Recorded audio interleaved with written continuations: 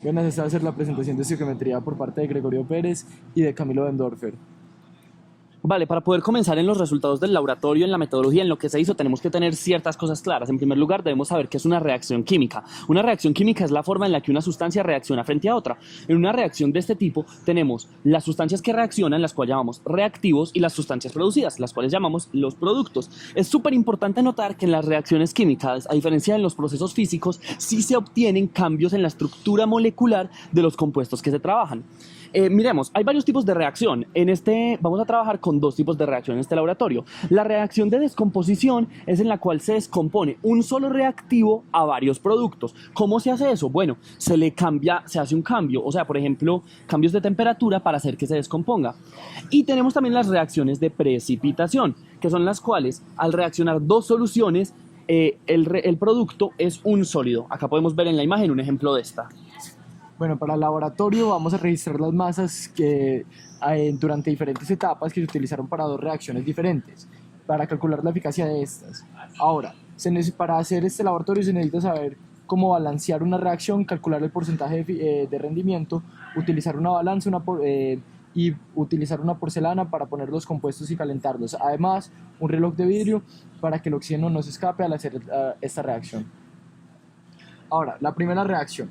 La primera reacción fue una reacción de descomposición, en donde teníamos clorato de potasio y se generó cloruro de potasio y oxígeno.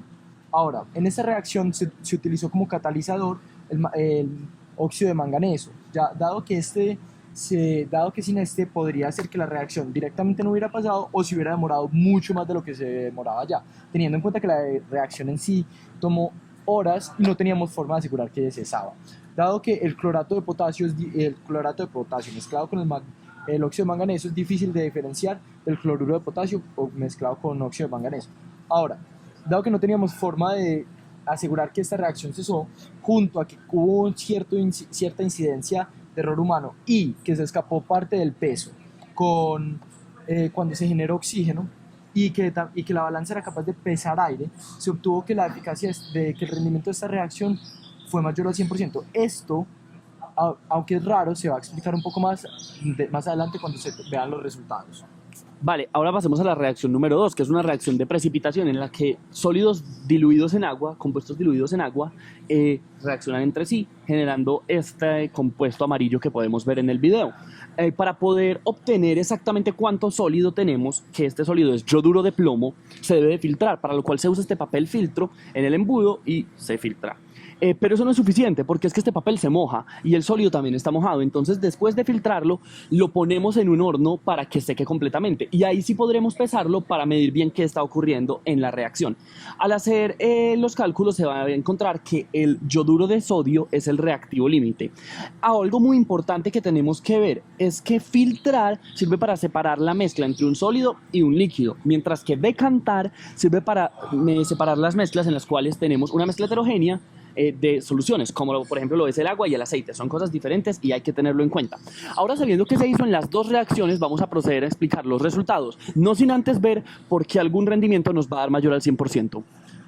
Bueno, una de las razones por las que el rendimiento nos dio mayor al 100% en la ocasión pasada fue que todavía se tuvo que pesar el objeto, en la primera reacción se tuvo que pesar la porcelana cuando todavía estaba caliente. Y esto es incorrecto, dado que los objetos calientes no se deberían pesar, se debería intentar que el objeto tuviera la misma temperatura que cuando tenía inicialmente. Dado que si tú tienes dos objetos del mismo material, con mismos gramos, pero en diferentes temperaturas, el objeto más caliente siempre va a ser más pesado, dado que este tiene más energía.